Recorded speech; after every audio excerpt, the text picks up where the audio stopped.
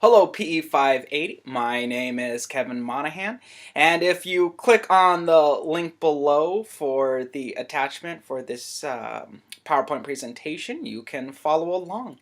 And so today we will be discussing obesity in America. What is obesity and why is it harmful? Well, obesity is the abnormal or excessive fat accumulation that presents a risk to one's health. And a way for us to determine if we are overweight, obese, is to find out what your body mass index is, or your BMI.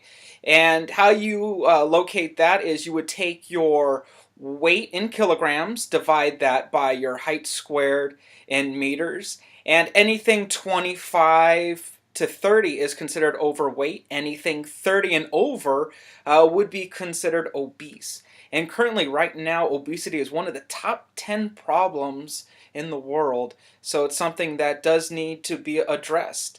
And why is obesity so harmful? Well, it can lead to heart disease, hypertension, type 2 diabetes, strokes, different types of cancer, kidney disease, dementia, headaches and migraines, and it could even diminish lung function. The rise in obesity in America, and obesity really started to increase across our country after the 70s. And that really has to do with the increase in processed foods, fast food, the fast food industry, and being able to purchase cheaper foods at larger quantities. Back in 1985, 15% of America was overweight or obese, and now today, just about 40% of adults in America are obese. So the numbers are increasing drastically with each decade. Demographics do matter when it comes to obesity. Recently, in the last 2 decades, studies have been done in regards to our youth, looking at kids in grades 9 to 12. And they watched that for the last 20 years, and obesity has increased in all races, but more drastically in minorities. And a lot of that has to do with socioeconomic background. 42.6%, you have a greater chance of being obese if you're living under the poverty line. And what this really has to do, what this really means is it's not always quality when you're struggling with money. With a little bit of money you have, sometimes you're looking for the most amount of food that you can get. And unfortunately, a lot of cheaper foods have a lot of additives, preservatives to keep with shelf life. And a lot of your fresher foods are going to cost a little bit more. 35.5%, you're more likely to be obese if you don't have a college degree.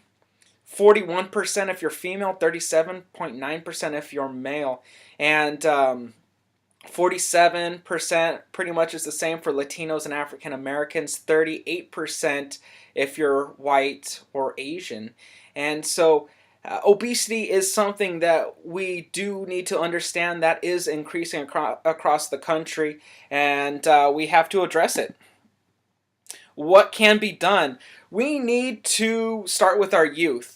The government has been involved, and they have the Special Supplemental Nutritional Program for Women, Infants, and Children.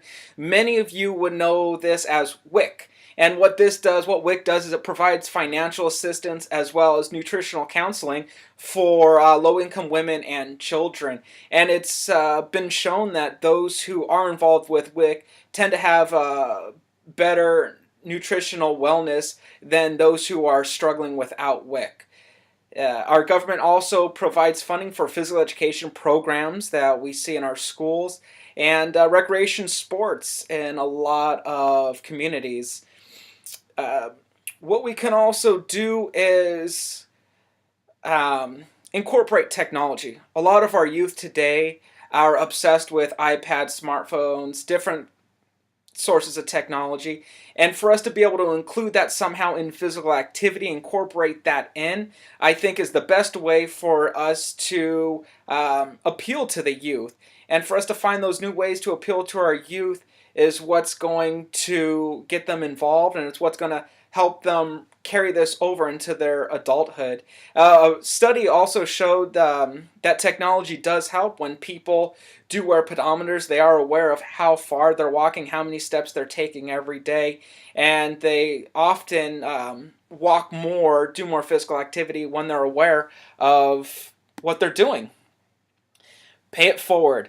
As a coach, it's my duty, my obligation to teach these young athletes what is necessary. And obesity must be addressed at a young age. We have to teach these young athletes proper diets and how to be physically active.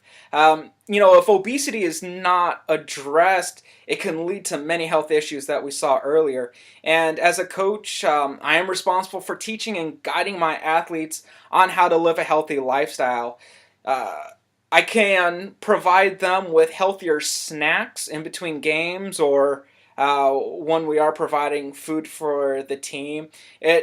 Unfortunately, a lot of times as coaches, we're looking for the cheapest or the fastest option rather than the healthiest.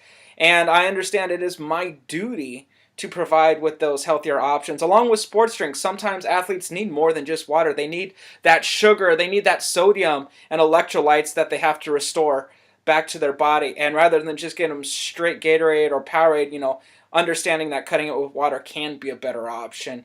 And so by creating a better pattern of physical activity for these athletes, making them understand that there's more to this than just winning a game, that these different lessons can help lead them through life, and teach them that being physically active will give them a better lifestyle through their life is what's more important always than getting that win. Future research that can be done on obesity in America, I think, is comparing other countries with America and finding out those countries that do have a lower obesity rate, what are those common trends? Is it due to diet or physical fitness? And also, I think research should be done on children who participate in youth sports. Do they suffer less from obesity in their adult life? We put so much emphasis on youth sports and physical education. Is there anything to show for it?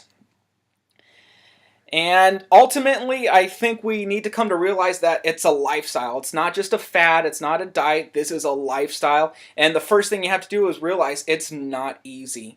What are the triggers for you? Everyone's got their own triggers. Is it sitting in front of the TV after a long, busy day that's going to make you binge eat or drink calories that are not needed in your body? We all need to learn moderation. Everything in life is good in moderation. We need to be able to create fun and enjoyable alternatives. If sitting in front of the TV is what you enjoy, maybe while watching TV, riding a stationary bike or doing something that keeps us physically active while still being able to do what we enjoy. And ultimately, remaining motivated and having persistence is key.